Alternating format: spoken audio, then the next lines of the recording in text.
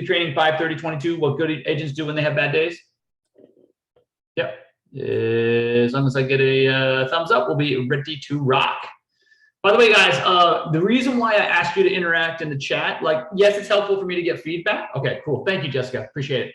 But so the reason why I ask you to interact in the chat is our brains are supercomputers, okay? And the more ways that we can interact, the more likely you are to remember this information, recall this information, and implement this information, guys. Just so you know, in a lecture format, your brain remembers about 5% of what you hear, okay? But when you start interacting, right? And if you were to take these concepts and talk to your brokers in your office about it tomorrow, right?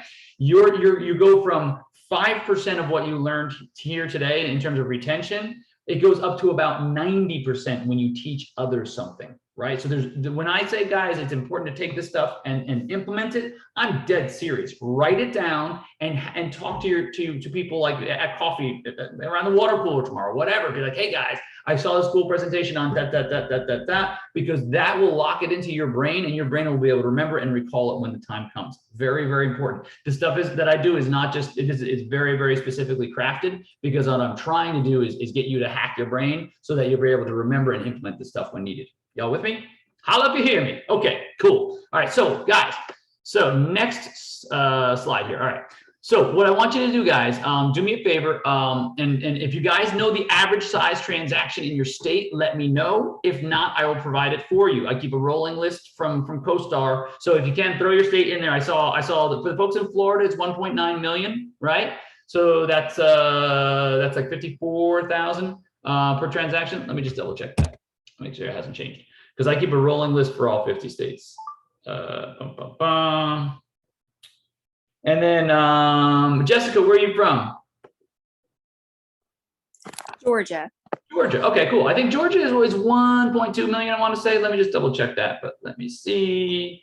Okay, so yeah, Georgia's 1.2. Florida is, just double checking, 1.9. Who else do we have out there? Hardin, you're from Jersey, right? 1.5 million for New Jersey. Nice, $45,000 per transaction. Brian, where did you wind up getting your license finally? I know you were considering, did you get it in Florida, Brian? Yeah, I got Florida. You got it in Florida. Okay, so cool. So you're 1.9 million. Awesome. Okay, so guys, this is very, very important, right? So when you're looking at these size deals, okay, 1.5 million, 1.9 million, 1.2 million, guess what? That's anywhere between a $36,000 and $54,000 transaction, right? So trust me, okay? When one of those falls through and you really, really need it, it's gonna sting a bit, okay? For some people, it's more money than they've ever made in a month. You know, for most people, the average American earns $60,000. When you got a $50,000 check on the line, right? And then it falls through, yeah, your brain starts thinking of all that stuff. So, so number one, take your average size commercial transaction. Number two, right? What's 3% of that? So for Jersey, it says 45,000. For Florida, it's 54,000. For Georgia, it is 36,000. Okay.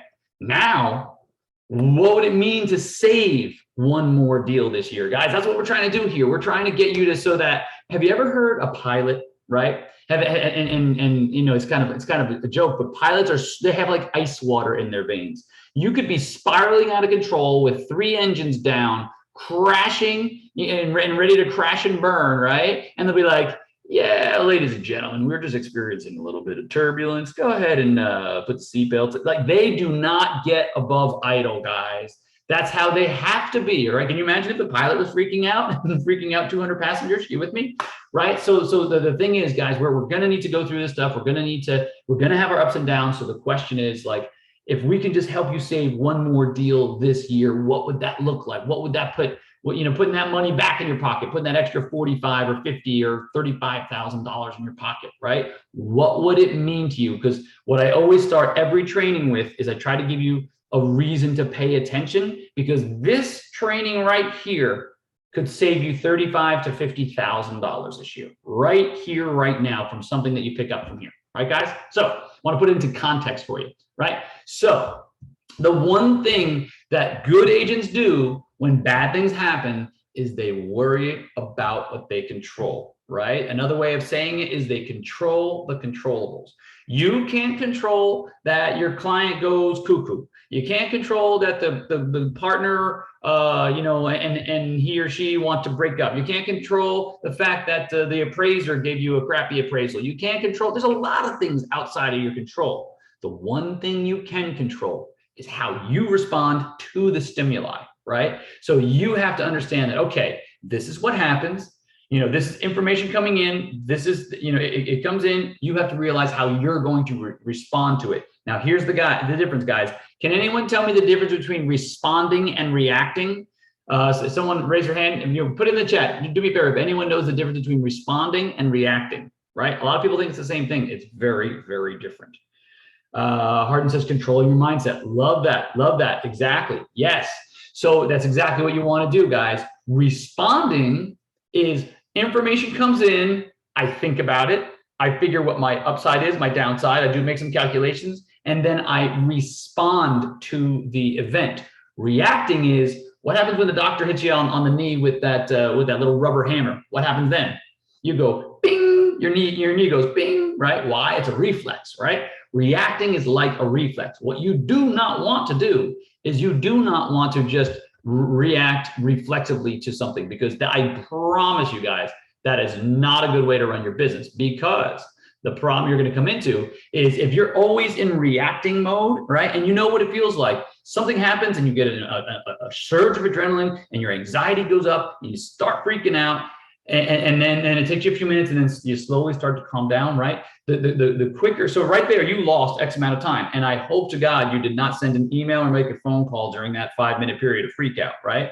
But for people that are controlled that are trained to know how to control themselves in stressful situations, they would know sometimes you got to just slow your breathing. You have to be aware of what you're feeling physiologically. Worry about what you can control, okay? And then you create a plan accordingly from there. Does that make sense, everybody? You guys with me? Give me a thumbs up, okay? Because the next thing that they do is they realize that every deal dies 3 times on average before it closes. Here's what I mean, guys. I have a deal closing week after next, right? I prospected it in 2018. That deal has fallen apart more times than I can count, but I stuck with it. And I stuck with it, and I stuck with it. And I was on vacation last fall, and I get a call, and I'm out of the country, and they're like, yeah, we found this other group, and we're going to go with them. What? Huh? So last second, things can fall apart. I didn't freak out. I put it back together. I figured out what had to happen. I realized where they were. I realized what their concerns were. I got to the root of the problem. I solved the problem and put the deal back together, and it's closing in another week and a half. But the point is, guys, just know that every deal dies 3 times on average before it closes. So don't think that what's happening is some sort of anomaly. It's like going down a dirt road, right? And you hit a pothole or a bump or a rut. Yeah, it's a dirt road. You're gonna hit potholes and bumps and ruts. You with me, guys? So by knowing that, by keeping that in mind, that you know that you're driving down a dirt road and dirt roads can be bumpy. Every time you hit a bump, it's not like, oh my gosh, what was that? Oh no, what was that? It's like, oh yeah, okay, it's gonna be bumpy. We got this though. I know where I'm going. I got my GPS. We're heading in the right direction. When we hit a bump, I know what to do. Ooh, we skid it to the side. Okay, correct your steering, get in the back. Oh, we get a flat tire, no problem. We got a jack in the back. We crank up we got a spare in the back. We crank it up with a jack. We put it on, get it in, boom. We're delayed 10 minutes, no problem, but we still get things going. You need to have the mindset, guys, especially when going through transactions, that whatever happens, like, okay, no problem. How do we fix it? Okay, this is the situation. This is the problem. Solve the problem. Fix the situation. That's it. It's very, very simple, guys. And the more you can kind of detach yourself from what's going on and not react emotionally, respond intellectually, you'll be way better off. You guys with me? Is that helpful? And anybody? Any questions on that? Give me a thumbs up if that's hitting home. You with me? Cool. Okay. All right. The next thing is, guys, you have to realize the world is not coming to an end, right? Good agents, they might get upset for a half hour or an hour, right? Some people, I know people, and I'm serious with this, guys. Okay, I'll tell you what. Show of hands. How many of you have an agent in your office? and they tell you about some deal that fell apart like 3 years ago and how they got screwed out of a commission check. Give me a 1 in the chat if anyone has that, because I hear this stuff like every day, right? Rosa said yes, okay, right? How about you other guys? Jessica, Brian, Harden, you guys have that? Yes and yes, yeah. Everybody has it. Like, guys, I have 100 stories like that. So do you, I'm sure. But the agent that's still hanging on to that one story, trust me, guys, like if their energy, their mental energy is still on that, they're never going to get off of it, because if they closed 50 deals since then, they wouldn't be talking about that one deal that they got that screwed out of a commission 2 years ago or whatever. When people start talking about that, they're not doing very well in their business. And I recommend you stay a little, create some distance, because the world is not coming to an end. Yes. Are people going to go around doing this business? Yes. There are large sums of money being transferred. People will try to put their hands in your pocket. Have I been taken advantage of with commissions? Yes. Have people gone around me? Yes. Have I papered up with people, done everything I can to protect myself, and still people went around me? Yes. Are there unethical, bad people out there? Yes. It happens, right? There are people that break into your car and steal your radio too. People that break into your house and steal your jewelry too. It's just part of life, right? But the most important thing is that whenever anything bad happens, and it's going to in this business, you just keep it moving. Don't put your mental energy on that, because every minute when you're marching, you're not fighting. Remember that, right? Like, for every minute that you're marching, you're not fighting. So every minute that you're thinking of something bad, you're not concentrating on something that's good potentially in your future. You guys with me? Okay. So realize, guys, that a deal falling apart is not the end of the world, because rule number 2 is realize that every deal dies 3 times before closing. In fact, I want you guys to go into transactions with the mindset of, like, you know what? You should be a little bit weary if things aren't a little bumpy. You'd be like, wait a minute, we're on a dirt road and it's smooth sailing. Like, wait, something's not right here. You with me? So it's very, very important, guys, to understand that things are going to happen. The world is not coming to an end. This is completely normal, and the world is not. You're going to fight another day. Wake up. Sometimes, you know what? If something bad happens and it's the end of the day, go home, sleep it off. Nothing in the morning is ever as bad as it seemed the night before. Go home, relax, have dinner with your family, unwind, watch a little Netflix, wake up in the morning with a fresh, mindset and a cup of coffee, hit the ground running, and the world is going to be a lot brighter, and you'll probably have a new perspective on something that you can do. Here's the cool thing about our brains, guys. Like I mentioned before, your brain is a supercomputer, right? And your brain processes information. It filters information from the day before. It filters out what it doesn't hold on to, right? And it also is constantly processing problems, right? So if you go to bed with a problem, you will wake up and you might have some new perspective that you did not have the night before, because your brain is constantly trying to connect dots for you. It's an amazing supercomputer. So don't worry about it. If things happen at the end of the day, don't worry about it. Go to the next day, start anew, and you'll have some fresh perspectives, right? Here's the other thing, guys. For your sake, and it took me years to figure this out, your only competition is you yesterday, okay? Do not compare yourself to others. I promise you, as the sun sets and rises, okay, there is somebody that you are doing better than, okay? And I promise you, as soon as just like the sun sets and rises, that you are not doing as well as somebody else. So there's an old quote, and it's, comparison is the thief of joy. Write that one down, guys. Comparison is the thief of joy. I journaled this statement for years, because if you're constantly looking to compare yourself to others, if you're constantly looking to where you think you should be or could be or should have been or would have been, coulda, shoulda, woulda, doesn't matter, right? Only thing you have to do, guys, is compare yourself to yourself yesterday. Did I wake up and use the hours in the day that I was given to make myself a little bit better, make my business a little bit better? If the answer to that is yes, that's all you need, right? Because think about this, guys. Here's something that's cool. Do you guys know, okay, do me a favor, put it in the chat, put a number in the chat. Do you know if you just got 2% better every week, not every day, every week, if you got 2% better every week after 1 year, 52 weeks, okay, do you know what the compound effect is of getting 2% better a week? Throw a number in the chat and take a guess. It's going to blow your mind. And hint, it's not 104%. Because it's 2% times 52, the obvious answer is 104. It's not that. It's a lot more. So I'll give you that little hint. So I'll let you guess on that one.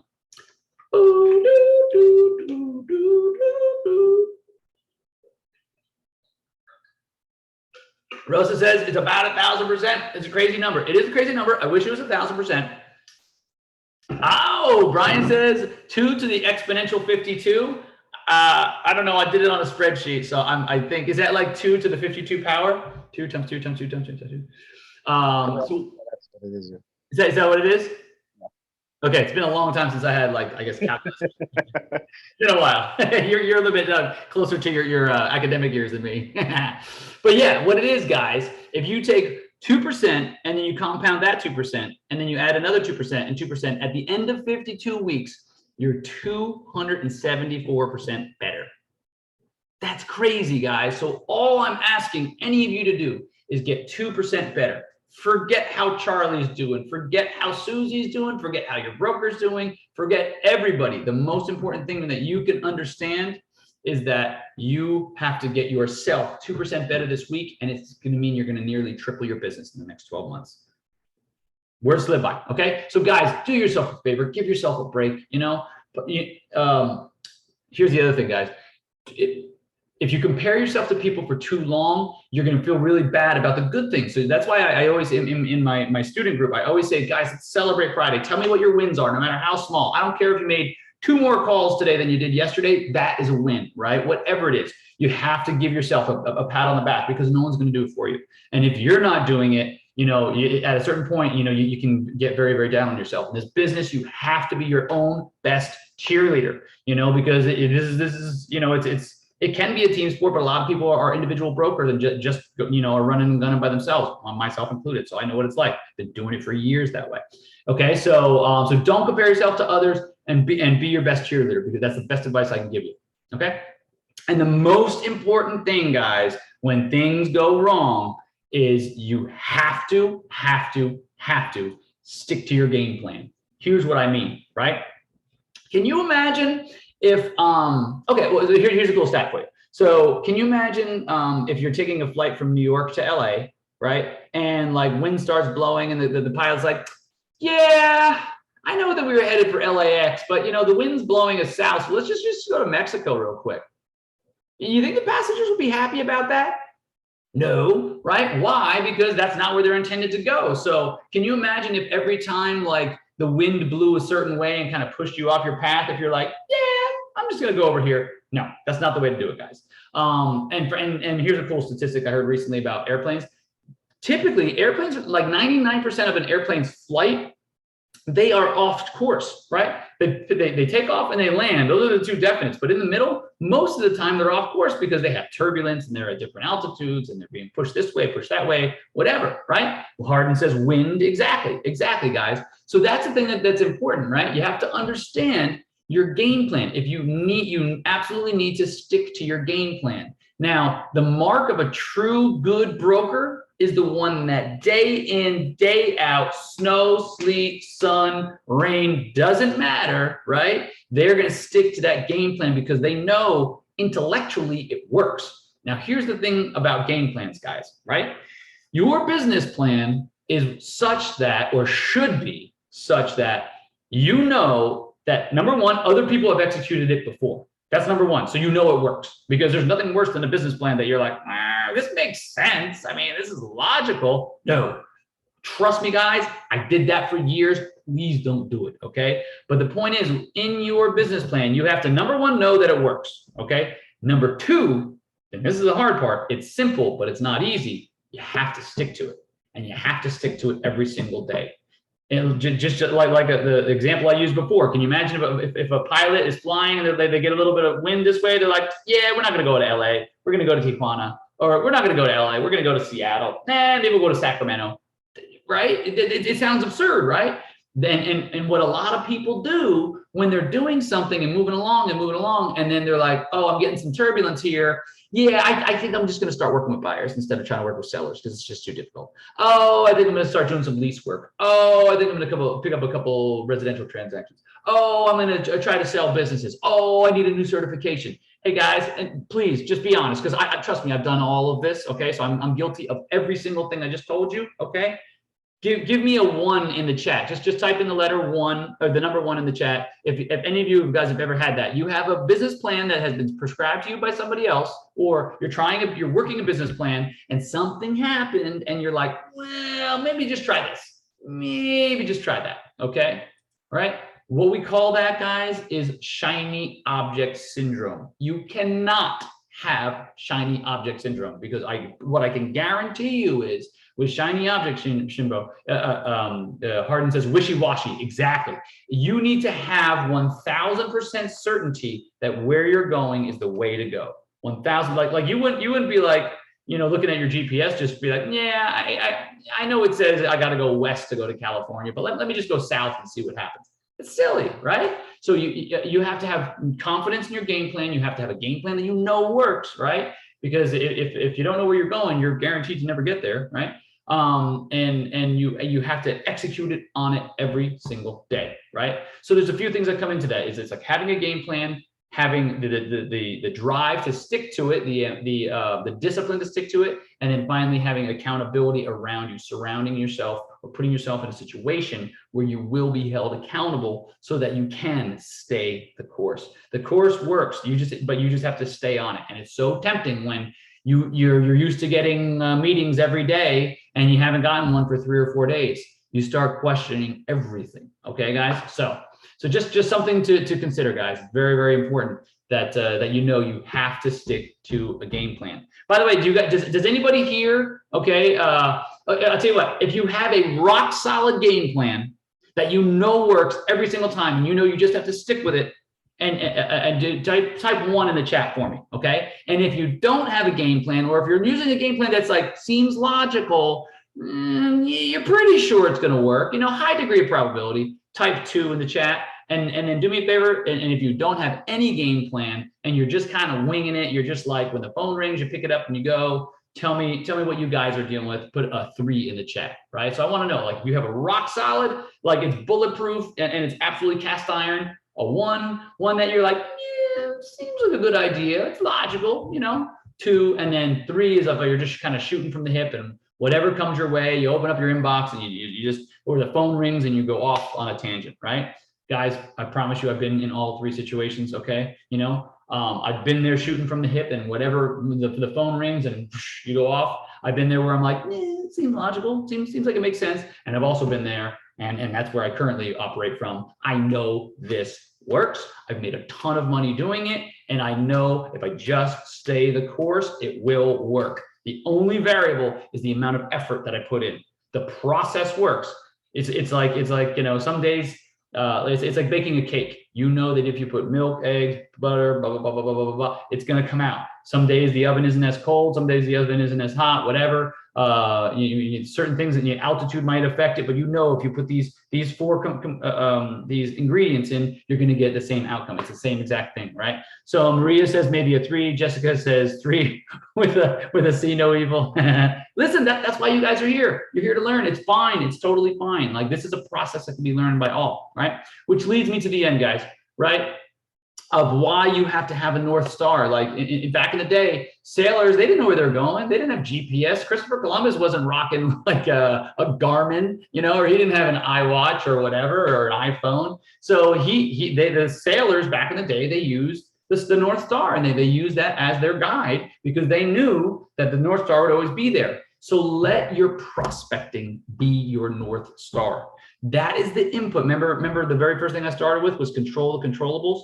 The one thing you can control, we're in a business of bringing buyers and sellers together, okay? The only problem with it is we are not the ultimate decision makers. So the only thing we can control is the effort that we put into to find more buyers and bring buyers and sellers together. We do not control the decision, which is tough because I'm a decisive guy, and it's really tough for me to be like, see something that's so obvious and that person can't see it or can't move on it. That's tough. But what you can do is you can control what you can control, and that's how many dials you put in, how much you follow up with people, how much you reach out to your previous clients, all these things that you know are really good habits of generating new business. Okay. So the other thing is, right? So like I said, number one, have a game plan, stick to it. Do not change your plan because of fad or some shiny object, some other hot potato, right? Some cool thing that you hear about at some some web training that you go to that your office sends you to or whatever. I am recommending, guys, pick one plan and do it really, really well. There's an old saying. I love old sayings, I love fables and stuff like that, right? Chase 2 rabbits, catch none. Chase 1 rabbit, you'll catch it, right? So chase 1 rabbit and just get really, really good at it, okay? Do what you know works. And when I say it works, it means that either you yourself have done it and it worked over and over and it's repeatable, or you learned it from someone that did it over and over again and had someone else that has a repeatable process that you know will work, okay? And here's the thing, guys. Don't be afraid to make adjustments. Like we mentioned, when you're a flight from New York to LA, 99% of the time, they're going to be off course. However, the pilot is constantly making minor adjustments. He's not jumping over, he's not changing his destination. He's just making adjustments because of wind, because of altitude, because of turbulence and so forth. So don't be afraid to make adjustments, but stick to the basics. Stick with that North Star up and down. Like if you're a golfer, like you want to be right down the middle of the fairway every single time. That's what you want to do. Do the things that you know that it will work and that are repeatable over and over again. Okay. So my question to you guys